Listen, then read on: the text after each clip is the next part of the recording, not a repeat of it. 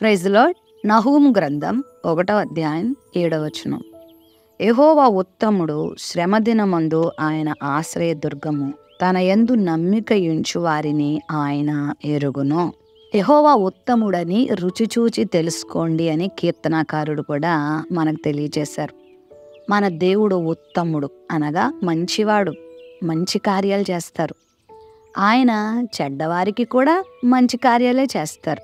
ఆకాశమును, భూమిని, అందున్న సమస్తాన్ని, సర్వ సృష్టిని మన కొరకే, మన క్షేమం కొరకే, మన మేలు కొరకే ఆయన సృజించారు.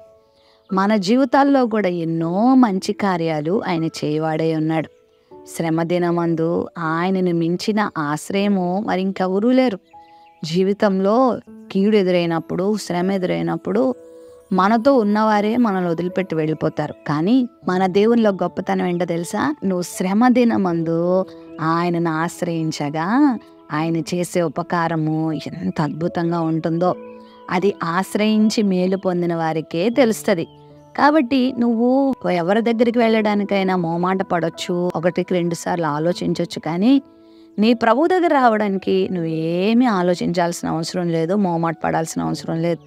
ఎంతోమంది భక్తులు ఆయన దగ్గరకు వచ్చినప్పుడు, ఆయనను ఆశ్రయించినప్పుడు వారున్న భయంకరమైన స్థితి నుండి వారు విడుదల పొందారు.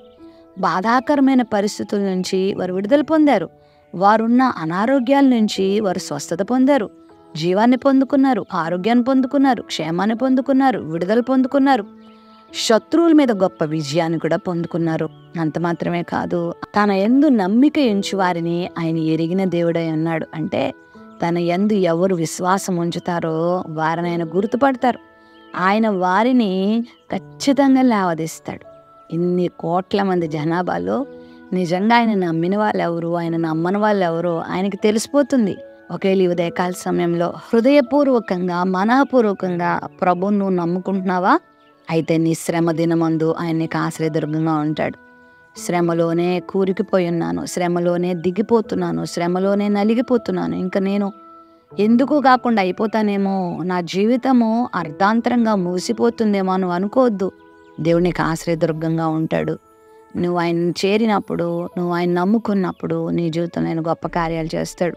ఈ వాక్య వాగ్దానాన్ని వీక్షిస్తున్న ఈ సమయంలోనే నువ్వు ఆయన దగ్గరికి రాగలిగితే గొప్ప కార్యం నువ్వు అనుభవించబోతున్నావు. దేవుడు నీ జీవితంలో మహోపకారం చేస్తాడు. ఎందుకంటే ఆయన మంచివాడు కాబట్టి నీ జీవితంలో గొప్ప కార్యాలు చేస్తాడు. ఆయనను ఆశ్రయిస్తావా? ఆయన నమ్ముకుంటావా? ఆయన దగ్గరికి వస్తావా? శ్రమ నుండి విడుదలను చూడబోతున్నావు. ప్రేమ కలిగిన తండ్రి, మీకు వందనాలు. నీ బిడ్డలు నిన్ను ఆశ్రయించినప్పుడు గొప్ప కార్యాలు చేసే దేవుడు అయి ఉన్నావు. నీ బిడ్డలు నువ్వు ఎరిగిన వాడిగా ఉన్నావు, మేలు చేసే దేవుడుగా ఉన్నావు, శ్రమ నుండి విడిపించే దేవుడుగా ఉన్నావు.